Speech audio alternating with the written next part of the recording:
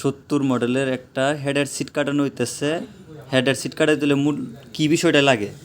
হ্যাঁ, আপনারা ভাই 70 মেশিনের রেসিট কাটতে গেলে হয় সাংসারিক জোগাড় লাগাইবেন, না রয়্যাল গোল্ড জোগাড় লাগাইবেন। রয়্যাল গোল্ড বর্তমানে মার্কেট ভালো এবং টিকসই ভালো, মজবুত। রয়্যাল গোল্ডের? হ্যাঁ, হ্যাঁ, রয়্যাল গোল্ড।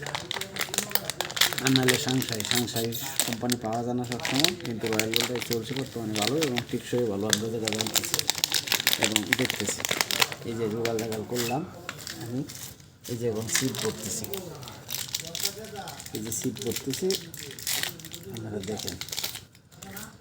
সিট ভরার সময় একটু গ্রিস দিয়ে দেবেন, দুটা হলে সিটের মধ্যে ঠিক থাকে। সিট সিট সিট সব সিটের ফেটের মাঝে গ্রিস দিতে হয় না, কিন্তু যদি গ্রিস দেওয়া যায় তা ভালো। কেন? যদি সিটের জায়গা লুজ থাকে তাহলে ওইটা 1-2 দিন মেশিন চললে পুরোপুরিভাবে লেগটা সেভ হয়ে যায় আর কি, হাওয়াটা একদম সেক দেয় আর কি। নাহলে অনেক সময় হাওয়া সেক দিতে চাই না, এই কারণে গ্রিলটা দিতে হয়। যে সব ফ্যাটের ক্ষেত্রে মানে সিটের জায়গার সমস্যা, এইসব ক্ষেত্রে গ্রিস দিলে ভালো আর কি। আপনারা দেখেন। আর হেডের সিট টিকতে গেলে লক্ষ্য হয়েছে যে সিটের ডিগ্রি মিলতে হবো। ডিগ্রিটা মিলানো হয়েছে আসল ডিগ্রিটা মিলানো। হ্যাঁ, অনেক লোক আছে যারা নতুন মানুষ, নতুন বাইরে আছে, কাজ করেন, লক্ষ্য করবেন যে সিটের ডিগ্রি কি মিলছে কিনা। আর যদি ডিগ্রি না মিলে তাহলে কিন্তু সিট ভাই ঠিকঠাক করবে না। ডিগ্রিটাই হয়েছে আসল। অনেক নতুন লোক আছে কিন্তু ডিগ্রি না মেলার কারণে সিট ঠিকঠাক করে না। কিছুদিন চলার পরে দেখা সমস্যা দ্বারা।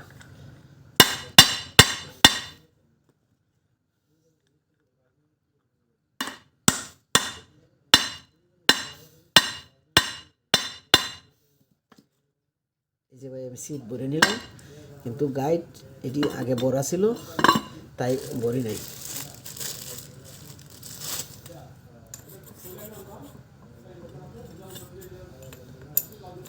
তারপর দেখতে হবে ভাই গাইড কি ক্লিয়ার যা কিনা। বাউল যদি না যা তাহলে মুখটা আমাদের একটু বসা দিতে হবে। এই যে রেত বা কোনো যন্ত্রতে একটু বসা দিলেই বাউল যাইব। এই গাইডটি একদম ভালো ফিউজ, তাই গাইডটি পাল্টাই নেই।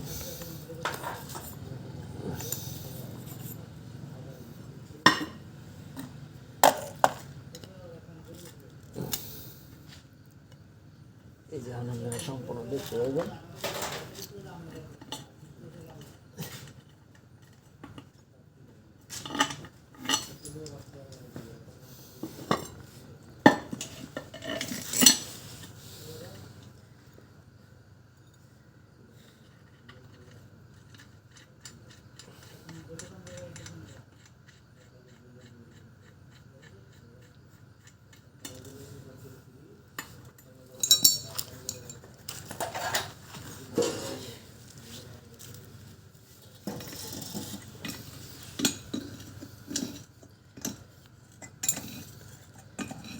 কাম তো কয়েকদিন মনে হয় নাই, যত কাম মেলা করছে।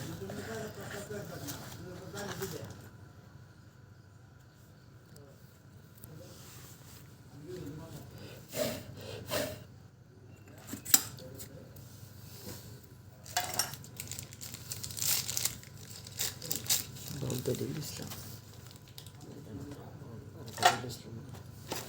এই যে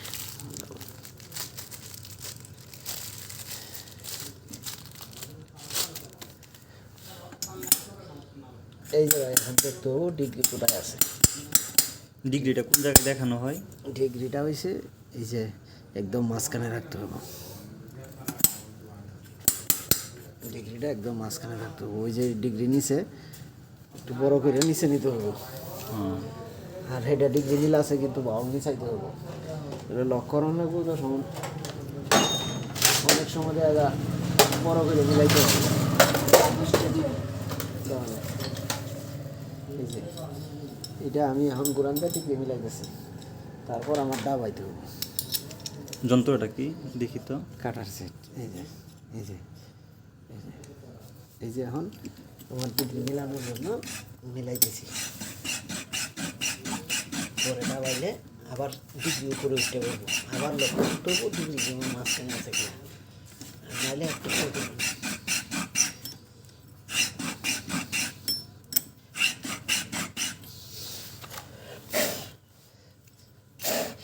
এই যে ভাই দেখতেছেন ভিতর বড় করলাম, করার কারণে ডিগ্রিটা এই যে মিলছে। ডিগ্রি মিলছে? হ্যাঁ, ডিগ্রিটা এই যে নিচে আসেন একদম মাঝখানে আছে, কিন্তু এখন বাউল উষা উষার ক্ষেত্রে কী হইতে হবে, ডাবাই দেবো, ডাবাইলে আবার ডিগ্রি নিচে যাবো, আবার একটু বড় করতে হইব। এই জন্য একটু দিতেছি উপরে উঠো, উপরে ডাবাই নিচে নেমে অটোমেটিক।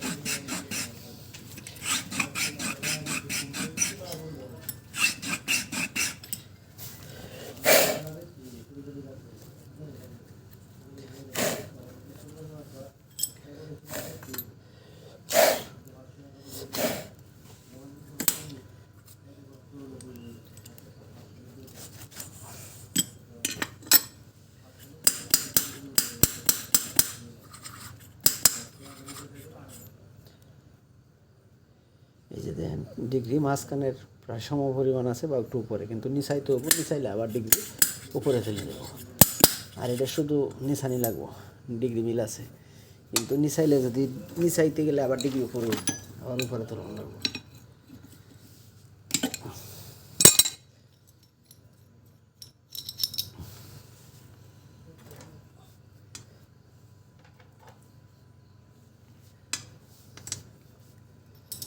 কাটার কি পরিবর্তন করা হয়েছে এটা?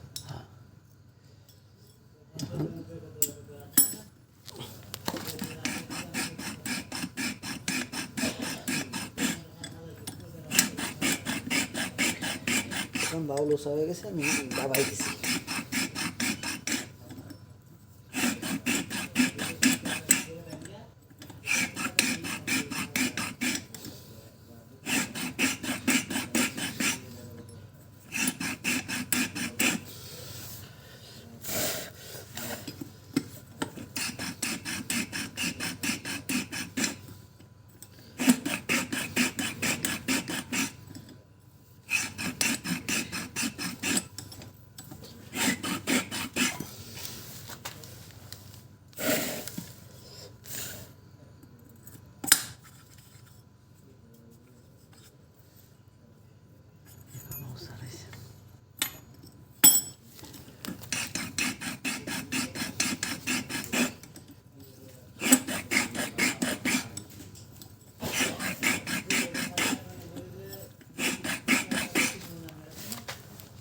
আর 70 মেশিনের ক্ষেত্রে তোমার এই সিট লাগবে একদম সমান, সমানের চেয়ে একটু নিচে। আর অন্যান্য বড় মেশিন 1 ব্লেড নিচে দিতে হবে, নাহলে 1.5 ব্লেড নিচে দিতে হবে বড় মেশিনের ক্ষেত্রে। হ্যাঁ, এটা বিভিন্ন ক্ষেত্রে। সবকে হেস্কো ব্লেড দিয়ে বাই মাপলে ভালো বেশি, কিন্তু হেস্কো ব্লেড কোথায় আছে খুঁজে পাইতাম না, যার কারণে এটা মাপ দিতেছি। এখনও বাউল উষা আছে, যার কারণে এই যে বাজতে আছে, ওইটা বাজতে পারবো না, এটা বাজতেছে। ডিগ্রি মিলাইলে আবার একটু নিচে দেবো, কিন্তু আগেই ডাবাই লিখতেছি, নামে চাইলে না হয়।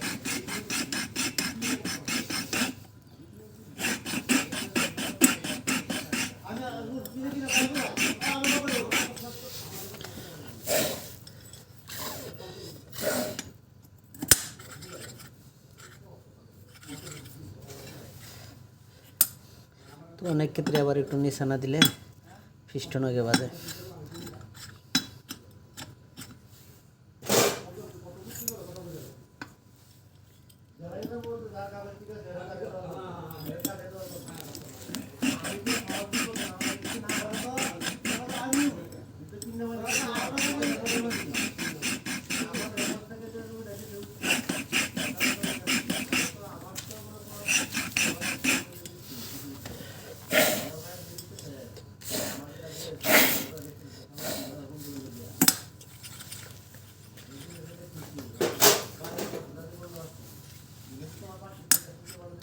এই যে মনে হয় হয়ে গেছে, হয় না, একটুটা বাইতে হইব, মিলাইতে গেলে হয়ে যাবো, কিন্তু তারপরে একটুটা বাই নেই।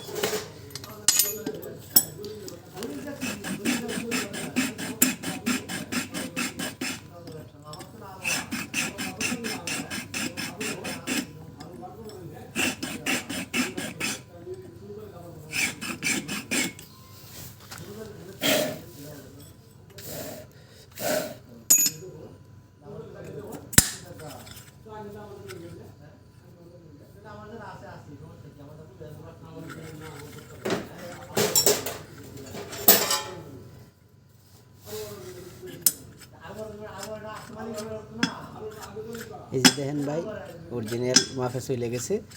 এখন মিলাইতে গেলে একটু ডাববো, ওই ডাবাটাই পিস্টনে মেকআপ চেকআপ দিব।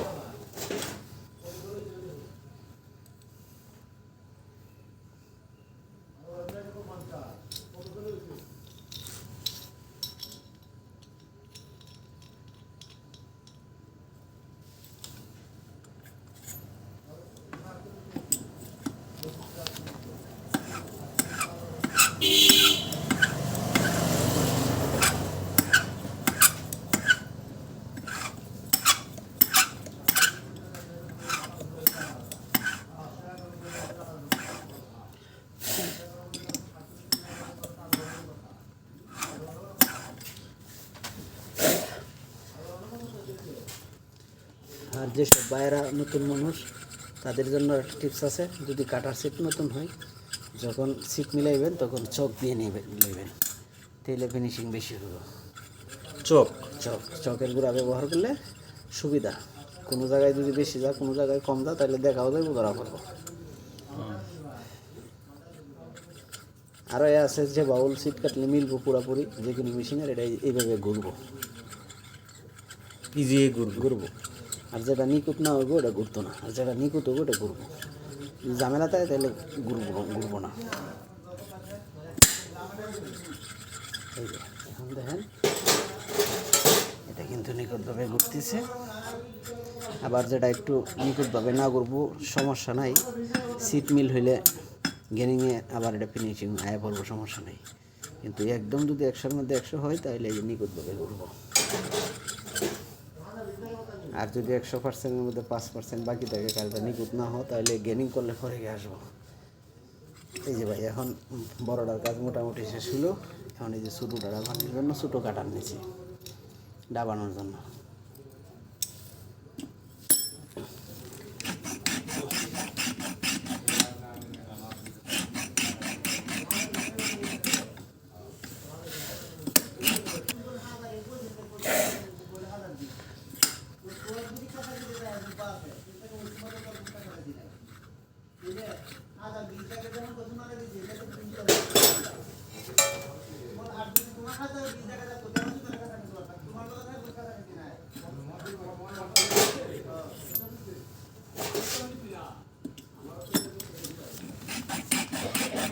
এটা ডাবাইতে হয় না, সিট বললে অটোমেটিক কিছু তা হ্যাঁ মিলাই দিলে হয়ে যায়। কম দামের ডি যেমন জিপি বলবো ওলা আগে আছে, এখন পাওয়া যায় না, পাওয়া যায় না।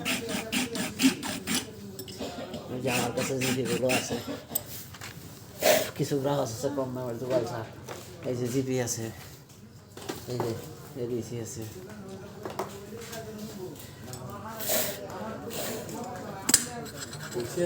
হ্যাঁ তোমারটা তৈছি, নাড়ু তুললে তৈছি, সেগুলো তৈছি। এই যে এখন মিলে গেছে না, এটা নাঙ্গলের নাট। এই যে দেখেন ভাই, এই যে নাঙ্গল নাট এখন হ্যাঁ নাঙ্গল নাট। এই যে এখন মিলাইতে গেলে জুলুম 100টা ডাববো, যেটা বাটা ডাববো এটা পিস্টনে মেকআপ দেবো। ছোটো মেশিনের ক্ষেত্রে এসে ডাবা নিয়ে যেত না, বড় মেশিনের ক্ষেত্রে 1 বিট ডাবা হলেও সমস্যা নেই। সে ডাবাও হয়ে গেল, এবার মিলাই দিচ্ছি।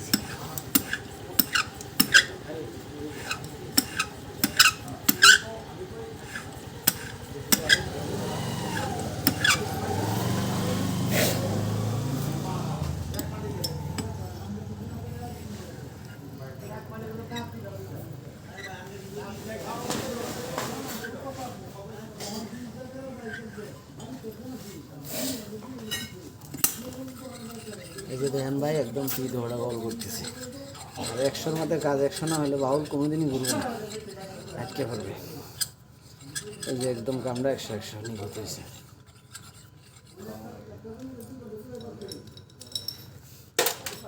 কমপ্লিট হচ্ছে এখন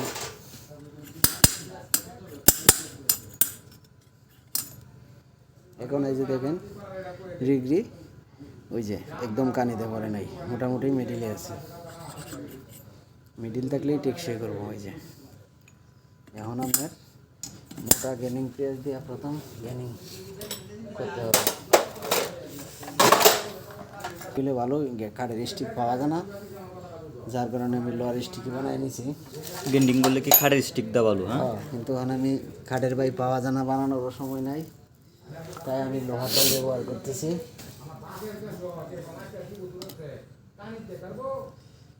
লোহার ব্যবহার করতেছি। এর এই যে দেখুন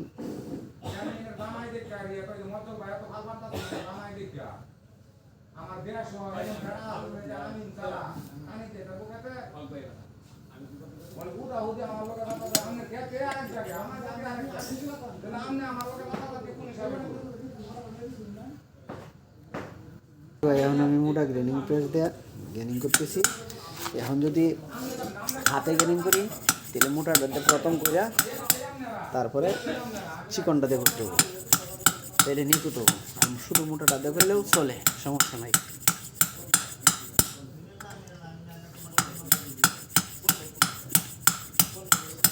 সর্বোচ্চ 2টা বাউলে হাতে গ্রেনিং করলে 10 মিনিট করে করলেই হয়ে যাব। আর যদি ড্রিল মেশিনে গ্রেনিং করা যায় সর্বোচ্চ 2টা মেশিনে বাউলে 8 মিনিট বা 10 মিনিট করলেই যথেষ্ট, এর উপরে লাগে না। আর হাতের বেলা করলে একটু বেশি লাগে, কিন্তু নিকুট কাজ বেশি হাতে করলে। কিন্তু এখন বর্তমানে চল উঠে গেছে, হাতে করে না, ড্রিল মেশিনেই করে আর কি।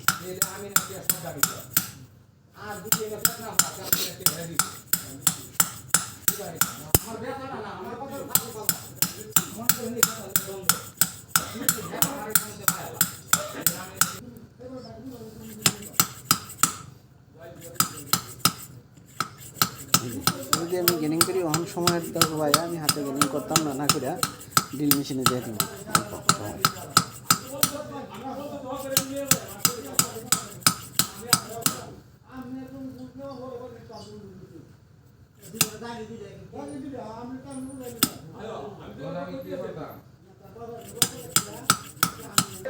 এই যে দেখেন এখন কিন্তু গেনিং মোটামুটি হয়ে গেছে, করলেও চলবো না করলেও চলবো, তবে একটু করে দিলে ভালো হবে।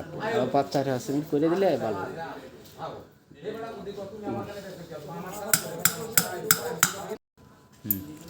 এখন ভাই আপনারা একটা জিনিস লক্ষ্য করবেন, যে ওয়ার্কশপে কাজ করবেন সবাই দেখবেন চেক করে দিব আপনার ওই গেনিং পেজ সাফ করবো না, সাফ ছাড়া পানি দিয়ে চেক করে দিব। তাহলে যদি আপনার লিকও থাকে, সমস্যা থাকে, আপনি বাড়ি থেকে হ্যান্ডেল দিবেন, পরে ফুসফুস শব্দ করবো, পরে মোবিল দিয়ে স্টার্ট করতে হবে।